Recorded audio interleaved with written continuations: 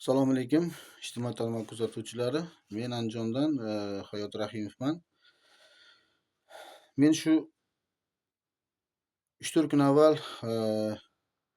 odil sudlovga qarshi jinoyatlar sodir etib berayotgan va qo'l ostidagi sudyalarni jinoyatlar qilishga sharoit yaratib berayotgan Sudyalar Oliy Kengashi raisi Xolmo'min Yodgorovga shu iste'fosini so'rab video chiqish qilgandim. Mana kecha menga namanganlik bir Shavkat Yusupov degan bir maddoh tahdidli qo'ng'iroq qilyapti. Ya'ni bunday iste'fo so'rab chiqishingiz bilan Xolmo'min Yodgorov sizni yo'q qiladi. Bu baquvvat inson deya menga qandaydir qo'rqitish nimasida tahdidli qo'ng'iroq qildi. Mana hozir eshittiraman. Bilamasdan chiqargan edi. Shu meni nima Xolmo'mindan boshqa Xolmo'min kichkina inson emas. Ya, to'g'ri. Sizni naborat yo'q qilib tashlashi mumkin. Undan ko'ra men bir post qo'yib qo'yaman. Xolmo'min men paxta qo'yaman xolisda. Paxta qo'yib, bir bundoq kelishtirib, sizga ham bundoq gapirib, Xolmo'min aka bu yaxshi inson, u insonni qanaqa o'tganida o'tgan, nima bo'lsa uzringizni so'rab boshqa qiling deb turib bundoq nima qilaman. Keyin bir uzr so'raganda qilib bir post qo'yib, mana qilib chiqqan seringiz sizni yo'q qilishga harakat qiladi-da. Ya, to'g'ri, o'zi uni ham bilaman. Mana eshitganingizdek, bunaqa chiqishlarim bilan bu Xolmo'min Yodgorov meni yo'q qilar ekan. Bu kim meni yo'q qilgani? Bunga kim shunday huquq beryapti yo'q qilishga? Endi bu maddohning gapi namanganlik shu Shavkat Yusupov aytyaptiki, men faqat paxta qo'yaman, siz ham shunday bo'ling degandek menga bir tahdidli qo'ng'iroq qildi. Qo'rqitish maqsadi bo'ldimi bilmadim. Bu kim meni yo'q qilish uchun? Men nima qilganimga yo'q qiladi? Men o'zimni haq-huquqimni talab qilganimgami? Mana ko'ryapsizki, faqat men paxta qo'yaman. Faqat shunaqa yo'l bilan erishasiz degandek nima qilyapti. Men uni qila olmayman albatta. Shu janob Xolmo'min Yodgorov mana jinoyatlarni berkitib kelayotgan sudyalarni himoyalab menga taqdimnoma chiqargan.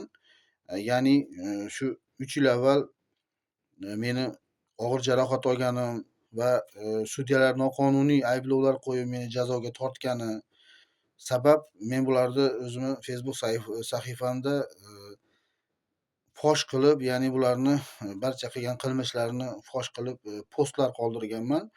Shu Xolmo'min Yodgorov menga nisbatan taqdimnoma chiqargan. Ya'ni shu sudyalarning faoliyatiga doir tasdiqlanmagan postlar, xabarlar tarqatyapti deb va shu Xolmo'min Yodgorovning taqdimnomasi bilan jinoiy ish qo'zg'atilib, Rossiya Federatsiyasidan shu olib kelinganman o'g'irlik yo'li bilan. Lekin qarorlarda, qo'lga olish qarorlari barcha hujjatlarda Farg'ona viloyatida qo'lga olingan deb shu yolg'on qarorlar tuzilganda meni tergov hibsxonasiga joylagan. 3 oy 7 kun tergov hibsxonasida o'tirdim. Chiqqanimdan so'ng ham baribir shu menga nisbatan qilgan jinoyatlarni berkitib, o'zlari jinoyat sodir qilgan tergovchi sudyalar yolg'on ko'rsatuvlar berib va yolg'on ko'rsatmalar berganini necha marotaba post qo'yib, mana o'zim sahifamda post qo'yib kelaman. Bularga ham e'tibor bermasdan hozirgi vaqtda bu Xolmo'min Yodgorov meni yo'q qilar ekan. Bu kim meni yo'q qilgani hayronman. Xullas, Xolmo'min Yodgorov mana yuqori Sudyalar Oliy Kengashida o'tirib bularni himoyalab kelyapti. Qo'l ostidagi sudyalarni va jinoyatlar qilishga sharoit yaratib beryapti.